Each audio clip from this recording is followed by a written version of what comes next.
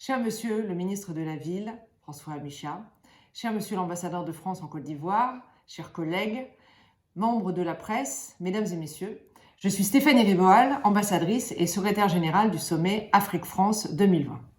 Précédemment, j'étais ambassadrice de France en Ouganda et dans des vies antérieures, j'ai eu le grand bonheur et le plaisir de visiter un bon nombre de pays africains, que ce soit d'Afrique du Nord, d'Afrique de l'Ouest, d'Afrique de l'Est et d'Afrique australe. Ce sommet qui se prépare et qui va se tenir à Bordeaux les 4, 5 et 6 juin 2020 doit se construire avec les Africains. Lorsque j'ai rencontré le ministre Micha à Paris, il y a quelques mois déjà, nous avons discuté du processus qui allait nous mener à ce sommet et des jalons que nous allons poser ensemble pour arriver 2020 équipés, préparés pour discuter de ville durable. Il a proposé à cette occasion une sorte de pré-sommet, une rencontre entre Africains et Français pour débattre des enjeux de la ville durable, poser les problèmes et les solutions potentielles sur la table afin que lors du sommet, nous puissions avancer ensemble. Durant les derniers mois, j'ai donc visité un bon nombre de pays africains moi-même ou mes collègues afin de discuter avec toutes les parties prenantes de ce sommet Ville durable. Nous avons bien sûr les ministres, les autorités nationales, les autorités locales, les maires de villes, qu'elles soient grandes ou petites, les membres de la société civile, mais également les entreprises privées. Après toutes ces consultations, nous avons proposé un dispositif dans lequel nous allons ensuite débattre des enjeux de la ville durable. Ce dispositif, j'aimerais vous le décrire maintenant. Les 4, 5 et 6 juin vont se tenir à Bordeaux un sommet de chefs d'État, mais cette version sera particulièrement inclusive. Nous voulons accueillir en France un grand nombre d'Africains qui sont les acteurs et également les bénéficiaires des thématiques et des solutions ville durable. Je veux parler bien sûr des maires, des ministres, des membres de la société civile, des associations de femmes, de jeunes ou de quartiers, les entreprises, qu'elles soient grandes ou petites, françaises et africaines. Pour accueillir ce grand nombre de participants, nous allons investir le hall 1 du parc des expositions de Bordeaux. C'est un grand hall de 50 000 m² que nous allons appeler la Cité des Solutions. La Cité des Solutions pour que dans ces 3 jours, tous ces membres et ces parties prenantes, et je n'oublie pas bien sûr les financeurs, que ce soit du développement, les financeurs privés ou les financeurs à l'export, puissent ensemble bâtir des projets, les financer, les mener à bien pour changer la vie des citadins. 7 quartiers dans cette Cité des Solutions, des quartiers qui sont comme des objectifs que nous allons nous donner pour améliorer le quotidien, la vie de tous les jours des gens qui vivent dans les villes, que ce soit les capitales, les villes intermédiaires et les villages. Le premier quartier, accéder aux services essentiels. Nous parlons là bien sûr de l'eau, de l'énergie, des déchets. Un autre grand quartier, celui de la mobilité. Après avoir visité de nombreuses villes, j'ai pu constater que nous avons tous, même en France, que ce soit à Lagos, à Paris, au Caire, à Dakar, à Abidjan, à Nairobi et à Johannesburg, des problèmes de déplacement en ville. C'est autant de temps et d'énergie et de valeur ajoutée qui sont perdus dans les embouteillages. Les solutions de mobilité sont nombreuses et notamment de mobilité verte. Nous en débattrons dans ce quartier.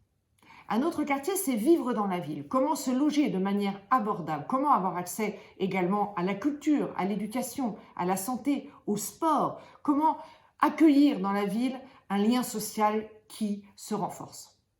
Un autre quartier, nourrir les villes et consommer durable. Ce lien entre le rural et l'urbain passe au travers de l'alimentation et de la consommation. Les filières courtes, les agriculteurs africains peuvent nourrir les villes. Ce sera finalement à l'avantage des agriculteurs et des citadins. Les mêmes choses s'appliquent en France avec une production plus locale et donc plus vertueuse pour l'environnement. Un autre quartier sera construire et embellir la ville. Nous allons parler d'architecture, d'urbanisme, mais aussi de beauté. Beauté dans la ville, d'art urbain, de préservation du patrimoine, qui finalement est aussi cela qui stimule le tourisme. Un autre est celui du numérique, de la connexion digitale. Nous voyons bien, et l'Afrique est leader sur ces sujets, que le digital répond à un grand nombre de préoccupations et véritablement change le quotidien des gens, que ce soit pour la mobilité, mais aussi des compteurs intelligents qui réduisent par exemple les consommations d'eau et d'électricité, les mesurent, et puis par exemple aussi identifient les pertes et permettent dans cet objectif de réduire énormément la consommation. Le dernier, qui n'est pas le moindre et sans doute le plus important pour nos amis africains, mais aussi pour les villes françaises, c'est la question du financement. Comment financer des projets au travers de tous ces quartiers? Nous allons donc inviter dans ce pôle des financements tous les financeurs du développement, les financeurs privés, les financeurs en capital également de tous les pays du monde. Nous allons également avoir un volet conseil, comment structurer ces projets, comment les faire avancer. Souvent, il y a de bons projets, de bonnes idées, mais qui n'avancent pas assez vite. Et les financeurs ont besoin de décaisser et que ces projets se réalisent pour les citadins. Comme vous le voyez, tout un programme dans cette cité des solutions, 7 quartiers qui ne sont pas au sujet des sociétés ou au sujet des régions, mais vraiment sur les thématiques qui concernent tous les citadins de France et d'Afrique. 3 jours pour bâtir ces projets ensemble. Le jeudi, les visiteurs professionnels se verront avec un forum des maires que nous allons avoir ce premier jour. Le deuxième, les chefs d'État seront présents et nous espérons qu'ils visitent ces nombreux quartiers et tiennent de nombreux rendez-vous. Dès le vendredi soir, nous allons avoir un moment sportif que j'espère extrêmement convivial. Le sport est quelque chose d'important pour la ville et pour les jeunes notamment, et c'est aussi ce qui crée des liens humains entre les nations.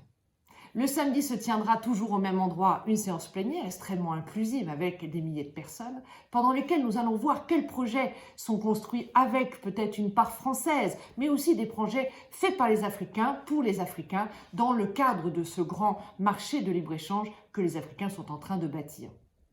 Nous allons également regarder vers le futur et voir quels sont les projets concrets qui peuvent être menés à bien pendant le sommet et ensuite pour véritablement changer la vie des gens. Comme vous le voyez, c'est un dispositif qui est extrêmement large, qui est extrêmement inclusif, mais il ne peut pas se préparer sans l'apport des Africains. C'est dans cet esprit que les rencontres d'Abidjan est un dispositif très important pour le sommet. Ces rencontres vont être l'occasion de réfléchir avant le sommet aux enjeux de la ville durable, aux solutions proposées par les Africains et peut-être la contribution que la France peut avoir à ces projets. Ces rencontres, je vais y participer avec grand plaisir. Je m'attends à énormément de débats, d'idées, mais aussi de propositions concrètes pour construire ce sommet de manière encore plus efficace et encore plus productive. Je viendrai donc à Abidjan pour la première fois et je suis vraiment ravie de vous y voir à cette occasion. C'est l'un des jalons qui nous amènera à être ensemble pendant 3 jours, les 4, 5 et 6 juin à Bordeaux, pour ce grand sommet Afrique-France qui porte le thème des villes durables. Je vous remercie de votre attention.